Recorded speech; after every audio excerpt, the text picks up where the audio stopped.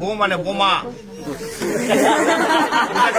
বিবাহ, বি শব্দের অর্থ হচ্ছে বিশেষভাবে, আর বাহ শব্দের অর্থ হচ্ছে ভার বহন করা। তার মানে বিবাহ শব্দের অর্থ হচ্ছে বিশেষভাবে ভার বহন করা। এ ভার শরীরের ভার নয়, এ ভার সংসারের ভার, এ ভার ধর্মের ভার। আজ থেকে সে তোমার সহধর্মিনী। সহধর্মিনী কাহাকে বলে? যে স্ত্রী তার স্বামীকে ধর্মের পথে নিয়ে আসে সে হয় সহধর্মিনী। সহধর্মী তোমার ক্ষেত্রে যে স্বামী তার স্ত্রীকে ধর্মের পথে নিয়ে যাবে সে হবে সহধর্মিনী। তাছাড়া হয়ে যাবে বউ, বউ মানে বোমা। সুতরাং সহধর্মিনী যেভাবে হয় সে কাজটা করতে হবে। আজকে আমরা এখানে আত্মীয় স্বজন বন্ধু বান্ধব সকলকে নিয়ে উপস্থিত হচ্ছি এই শুভ বিবাহ করার জন্য। বিবাহের মাধ্যমে পুরুষ লাভ করে পিতৃত্ব, নারী লাভ করে মাতৃত্ব। এই পিতৃত্ব এবং মাতৃত্বের মাধ্যমে গড়ে উঠে তাদের একটা সুখের সংসার। পিতামাতা, ভাই বোন, আত্মীয় স্বজন, বন্ধু বান্ধব সকলকে নিয়ে একসাথে থাকার তারা সংকল্প করে এই বিবাহের মাধ্যমে। মানুষের জন্ম থেকে মৃত্যু পর্যন্ত 10টি মাঙ্গলিক কর্ম আছে, তার মধ্যে বিবাহ হচ্ছে সর্বশ্রেষ্ঠ। এই বিবাহ এখন সবসময় যারা বিবাহ করছেন তারা জানে স্ত্রী সবসময় স্বামীর বাম দিকে থাকবে। এখনো কিন্তু বাম দিকে যায় নাই, আছে কোন দিকে? ডান দিকে। তুমি পারতিপক্ষে চেষ্টা করবা সবসময় একে বাম দিকে রাখার, চলাফেরা করার জন্য। এটা ব্রাহ্মণ হিসাবে আমার উপদেশ। কেন বাম দিকে রাখলে আমার মতন একজন ব্রাহ্মণ দেখলে মনে করবে এটা তোমার স্ত্রী। ডান দিকে রাখলে আমি ভাবি বোন, অন্য কিছু মনে করতে পারি। যেখানে সম্ভব সেখানে এই কাজটা করতে হবে, সম্ভব যেখানে নয় সেখানে করার দরকার নাই। তাহলে ঘটনা হলে এ তোমাকে বাম দিকে যাবে, কিন্তু শাস্ত্রের বিধান অনুসারে 7টি শর্ত আছে, যাকে বলা হচ্ছে সপ্তপদীর 7টা শর্ত। সহজ কথায় সপ্তবচন। তো এই ধর্ম, এই শাস্ত্রের কথা জানে না। আমি এর পক্ষ হয়ে আমি এই কথাগুলো এতগুলো লোকের সামনে তোমাকে বলবো। তুমি রাজি থাকলে হ্যাঁ বলবা। হ্যাঁ অবশ্যই বলতে হবে, বিয়ে করতে চলে আসছি সে, তাহলে সে তোমার বাম দিকে যাবে। তোর ভয়ের কিছু নাই, তোমারও 5টা শর্ত আছে।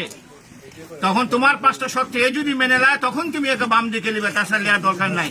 এখানে প্রশ্ন আসতে পারে যে এর 7টা ওর 5টা কেন? প্রশ্ন আসতে পারে। নারী হচ্ছে শক্তি। একটা পুরুষের জীবনে নারী হচ্ছে শক্তি। যে পুরুষের জীবনে নারী থাকবে না সে পুরুষের জীবনে কোনো শক্তি নাই। তুমি পূর্ব দিকে তাকিয়ে দেখো, লক্ষ্মী নারায়ণ, রাধা কৃষ্ণ, পার্বতী, এরা সবাই প্লিজ, এরা সবাই হচ্ছে নারীকে নিয়ে চলছে। নারী হচ্ছে শক্তি, মায়ের জাত। এই জন্য আমরা এনাদেরকে সম্মান করি বলে এদেরকে সবসময় উপরের দিকে রাখি। তাহলে এখন এর যে 7টা শর্ত আছে আমি তোমাকে আগে হিন্দিতে বলবো, আমি যেহেতু হিন্দিতে বলবো এবং পরে বাংলায় বুঝিয়ে দেবো। তুমি রাজি থাকলে এবং এমন জোরে হা বলবো আমরা তখন সকলে শুনতে পারি। ক্লিয়ার?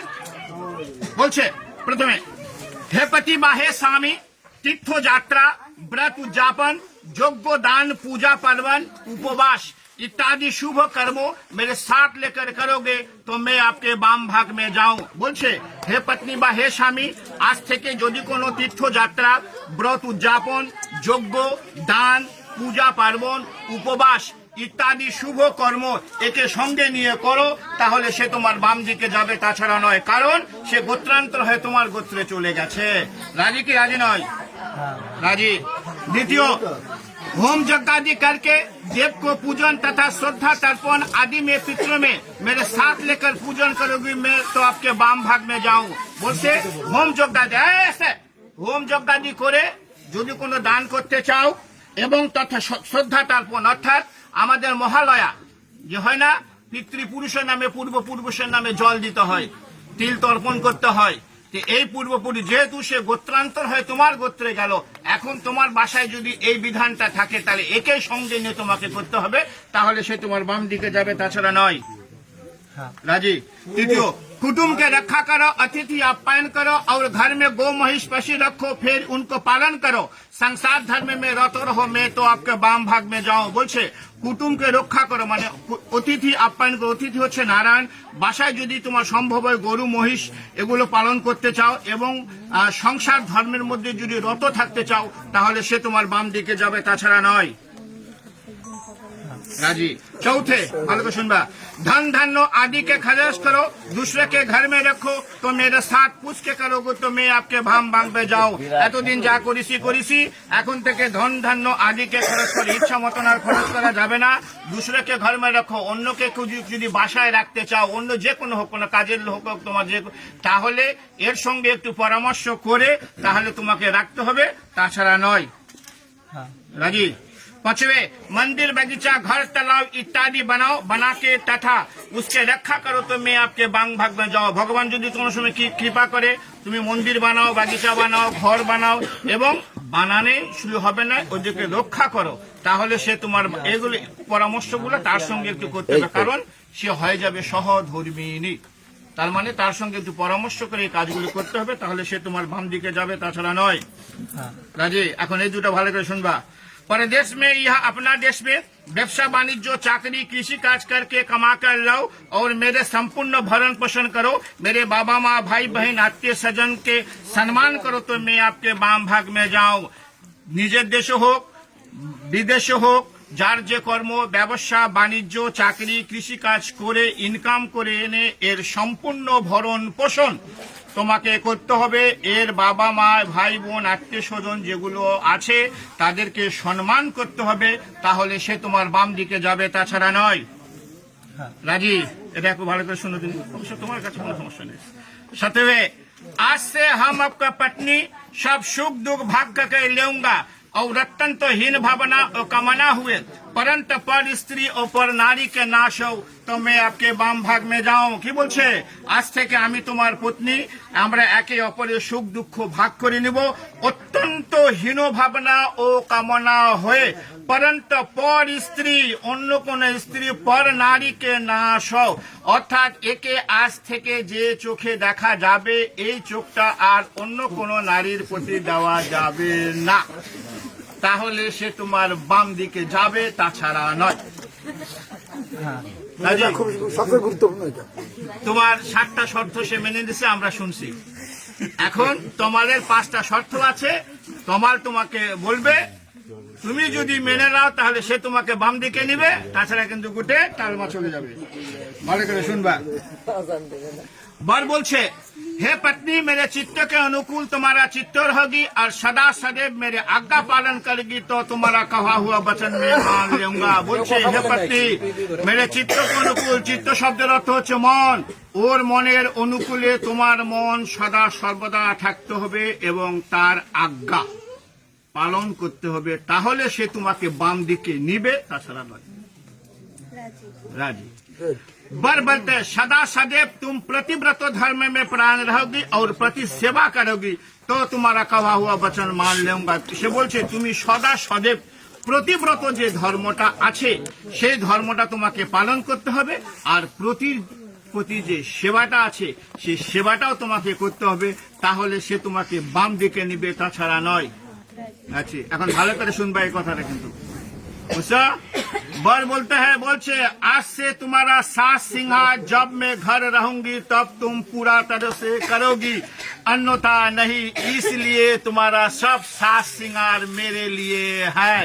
बर বলছে, স্বামী যখন, প্রত্যেক নারীরই কর্তব্য, যারা আছেন বিবাহ করছেন তারা জেনে নেন, প্রত্যেক নারীরই কর্তব্য, স্বামী যখন বাসায় থাকবে তখন নারীদেরকে উচিত অত্যন্ত সেজে গুজে থাকার। স্বামী বাসায় নাই, সাজার কোনো দরকার নাই, কারণ এই সাজ দেখার অধিকার সম্পূর্ণ হচ্ছে স্বামীর। ওই একটা শর্ত দিয়ে আসছে, ওই যে পরন্ত পর স্ত্রী না কর, এই যদি সেজে গুজে অন্য জায়গায় থাকে অন্যজনের চোখ পড়বে। এজন্য স্বামী যখন বাসায় থাকবে প্রত্যেক নারীদের সেজে গুজে থাকতে হবে, স্বামীর চোখ যায় অন্য কোনো নারীর প্রতি না যায়।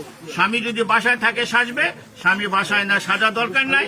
স্বামী যদি তোমাকে সঙ্গে করে কোথাও নিয়ে যায়, তুমি যত পরিমাণ সেজে গুজে যাবা তাহলে সে তোমাকে বাম দিকে নিবে, তাছাড়া নয়। রাজি। আজকালকার যুগে স্বামী যখন বাসায় থাকে মেয়েরা কি করে? ম্যাক্সি পরে থাকে।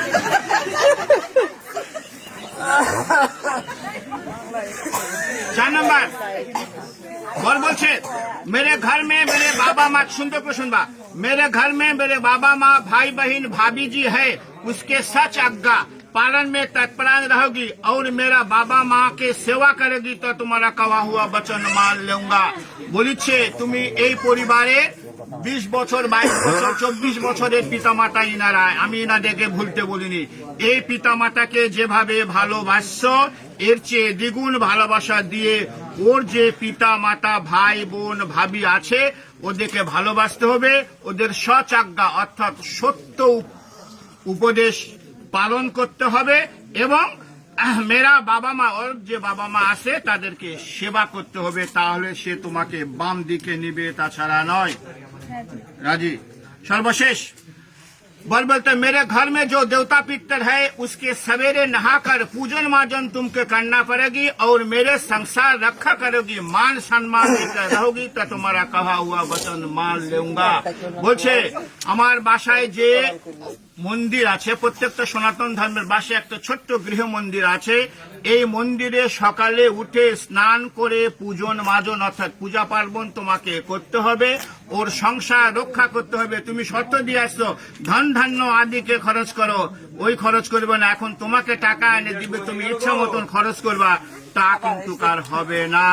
ওর সংসার রক্ষা করতে হবে, ওর মান সম্মান দিয়ে রক্ষা করতে, ওই যে শর্ত আগে দিয়ে আসছে মান সম্মান দিয়ে থাকতে হবে। তুমি সেজে গুজে আসো, আমি যাই বললাম যে তোমার বউকে দেখলাম খুব সাজে গুজে আসে, মান সম্মানের একটা হানি হবে।